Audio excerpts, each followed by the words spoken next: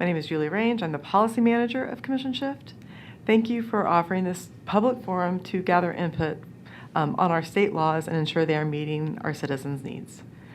Commission Shift is focused on improving accountability at the Railroad Commission, which oversees the oil and gas industry, an industry here that spans every corner of our great state. While I recognize that the charge for this hearing is the authority of subdivisions to hold meetings outside their territory, I want to take a moment to address the challenges of public access to decision makers in Austin at the Railroad Commission and other agencies that serve a statewide constituency. The public is greatly affected by the decisions made in Austin. Railroad commissioners grant flaring exception permits that affect neighbors' health and the night sky. They authorize waste pits and injection permits that sometimes pollute nearby water sources. They have allowed leaking wells and both inactive and orphaned to flow unabated for months on landowners' property, and such wells are often never fully remediated. They are currently considering whether to grant a carbon sequestration permit beneath an entire community before the applicant has acquired the rights to all the property checks that will be affected. The affected public deserves a forum and an opportunity to bring their concerns to the Commission's top decision makers. Yet last week, 2 of the 3 commissioners voted to adopt a new public engagement and participation policy that removes public input from the open meeting agenda unless a commissioner requests it.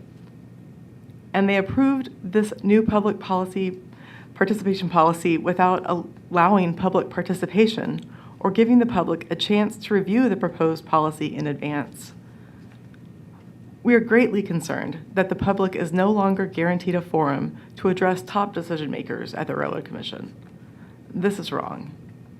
Commission Shift has long urged railroad commissioners to increase accessibility by allowing remote public input at open meetings. For many individuals, the hurdles of taking time off work, traveling for hours, and paying travel and lodging costs are too great a barrier to attend an open meeting to share their concerns with the key decision makers here in Austin. And the Railroad Commission should follow Texas Commission on Environmental Quality's lead and allow remote public input at their open meetings. Instead of they're going the opposite way. Furthermore, we ask the Railroad Commission to allow verbal comments from people who register to speak on agenda items. Current policy makes it optional for the commissioners to hear from parties or the public on agenda items, and many Texans have traveled to Austin to speak about a case that directly affects them, only to be denied the chance to speak at all. Please protect our freedom of speech and our ability to hold elected state officials accountable, and require commissioners to not only hear from their statewide constituents at open meetings, but also to expand their constituents' options to address them.